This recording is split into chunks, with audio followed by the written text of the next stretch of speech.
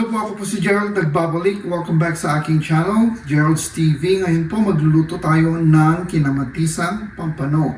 Papakita ko sa inyo kung paano yung proseso ng pagluto.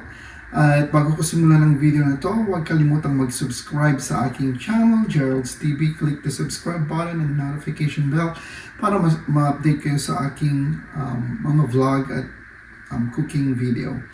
Also, don't forget to subscribe on my other YouTube channel, Las Vegas Motor Speed. At shoutout po sa mga nanonood, mga subscribers, at sa mga hindi nag-subscribe dyan, mag-subscribe na. At ito po ang ating mga sangkap ngayon. Mayroon tayong kamatis, bell pepper, mayroon tayong sibuyas at saka bawang. Of course, yung luya, pambatanggal ng lansa. At mayroon tayong ating pampano fish na binili ko sa Filipino store. Napakalaki po at ang tataba nila. So bali nalinisan na ang ating isda. So hugasan na lang natin at umpisan na natin lutuin. Ang tabayanan ang susunod na kabanata. And so maggagayat na tayo ng ating mga ingredients. So,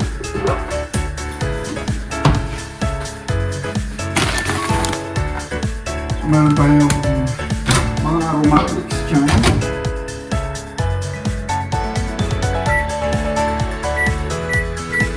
Defrost lang natin yung ating luya kasi na-frozen siya. Sayin muna natin ang ating kutsilyo.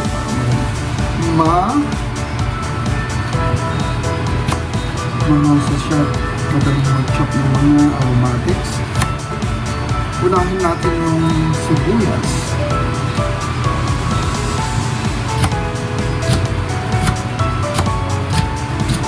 So, i-cube lang natin yung sibuyas.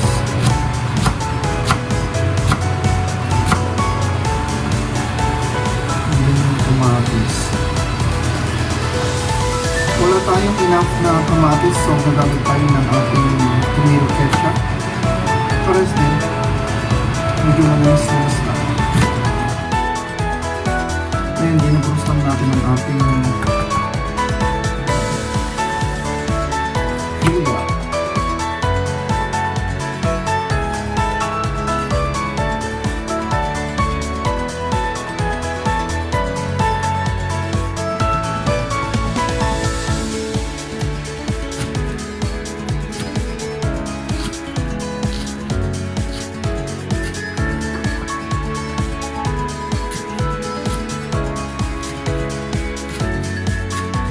At gagamit tayo ng patis tsaka asin para pampaalat sa ating kinamatisang pampano fish.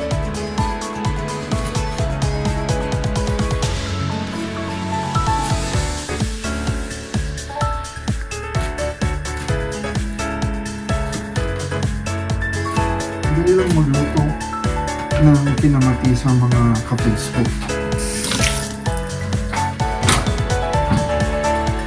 Na ating luya, i-frost na siya.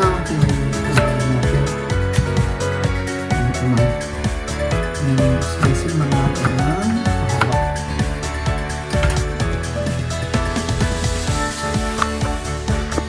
ayun ang ating mga aromatics. Meron tayong luya, bell pepper, kamatis, sibuyas, luya, tsaka ating bawang na hubad. Bawang na hubad. And then tapos natin ang ating pinakamamahal na kawali, non-stick cooking pan. At ang ating pan. Painitin natin ang ating lutuan.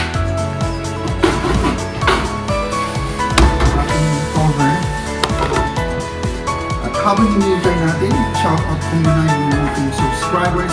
Huwag kalimutang mag-subscribe sa aking channel, Gerald's TV.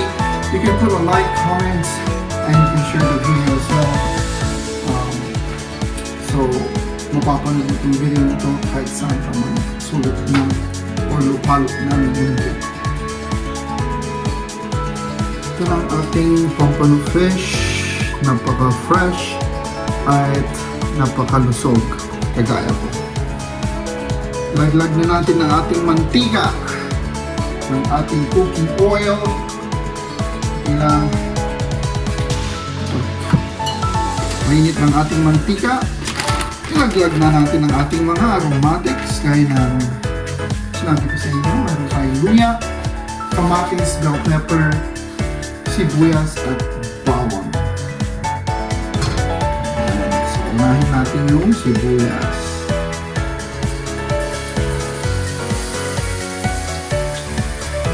Sinapalaman natin na hintayin natin mag-translucent yung sibuyas.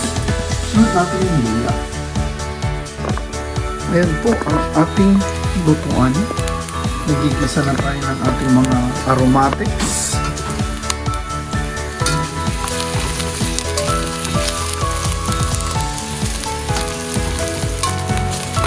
Tayo lang natin mag-translucent. At isusunod natin yung ating luya. Ayan. Or ginger sa English. And then meron tayong bell pepper. Sunod-sunod na natin yan. Tsaka kamatis. Ayan. Bawang po na frozen. Yan, ilaglag natin sa isang kawali at imekos-mekos natin yan para mag-mix. Napakabango na maamoy ko ng ang kanyang mga aromatic smell. Sarap oh. Kinamatisang pampano. Ito naman ating fish na binili ko sa Filipino store. Napakalusog, kagaya po. Napaka-fresh. Ayan, habang hinihintay natin sangkot siya or palabasin ang mga aroma nitong mga ingredients natin, labas natin yung ating paminta. Ito ang ating asin. Ito ang ating durog na paminta.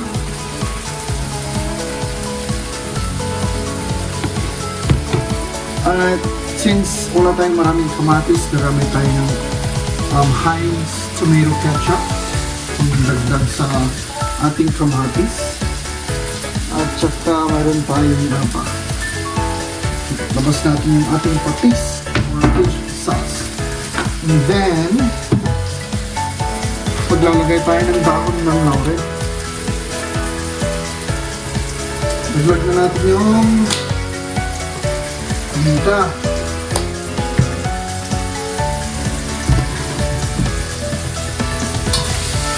Ayan, lumabas na ang kanyang aroma.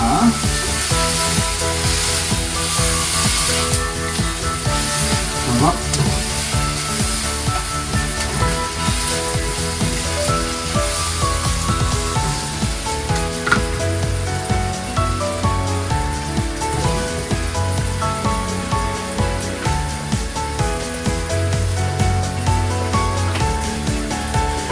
Happy New Year sa mga kababayan din sa Pinas.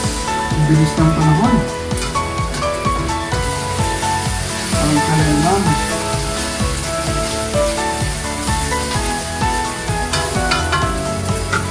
Ayan, next step. Ilaglag na natin ang ating napaka-fresh na pampano.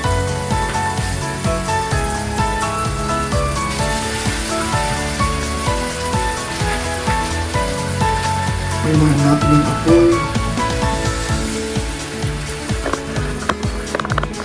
Yan ang ating pampano fish. Lagyan natin ulit ng paminta. Ibabaw. Tapos, konting asin. Kasi papatisan natin yan. And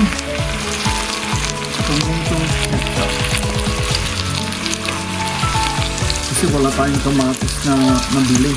Isa lang yung natira. Ayan. Ayan yung kanyang itsura. Tapos first tutubigan natin.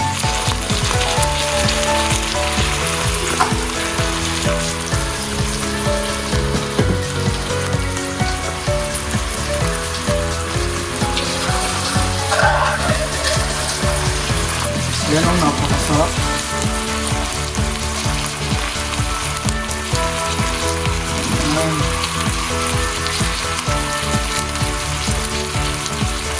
May kumitin ng bango. Tapos tubigan natin mga ka-Facebook. Ang sabaw niya. And then simmer natin ng mga 20 to 25 minutes. Madali lang malutong ang ating pampano fish. Ang tabayanan ng susunod na kabanata, stay tuned. Let's wait for 20-25 minutes and I'll update you pag luto ng ating pampano fish. Of course, titimplan natin ng patis tsaka asin ulit. Paantayin lang natin mag-simmer. So ito na ang ating kinamatisang pampano. After 15 minutes, ito na ang ating pampano fish na niluluto sa kamatis. Malapit na siyang maluto. Titimplan na lang natin ng patis at saka konting brown sugar.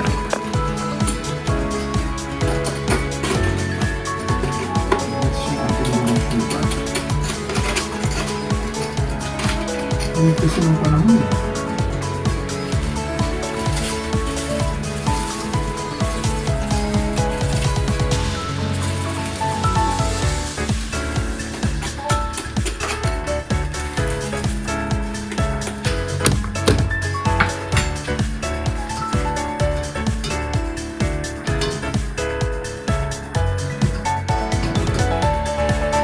Gusto ng misis yung ang sabaw sa kanin.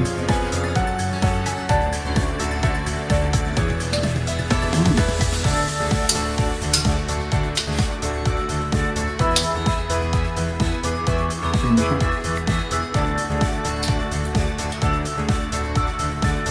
Malitais na lang. Matamis niya, okay na.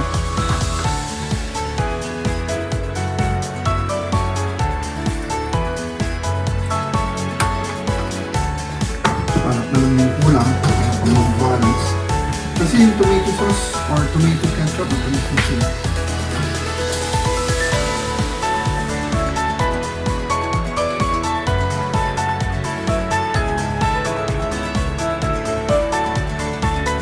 Ayun, hindi.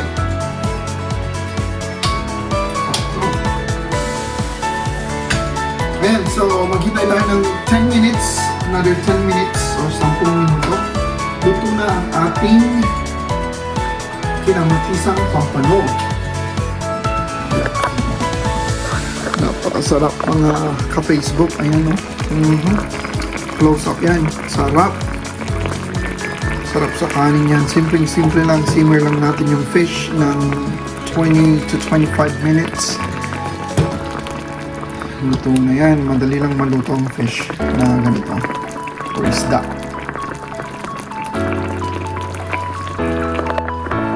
And that ends our video for today. Salamat po sa panonood. Huwag kalimutang mag-subscribe. Gerald's TV and Las Vegas Most. Click lang yung subscribe para ma-notify kayo sa aking latest vlog. At again, salamat po. Ako si Gerald. God bless and eat well.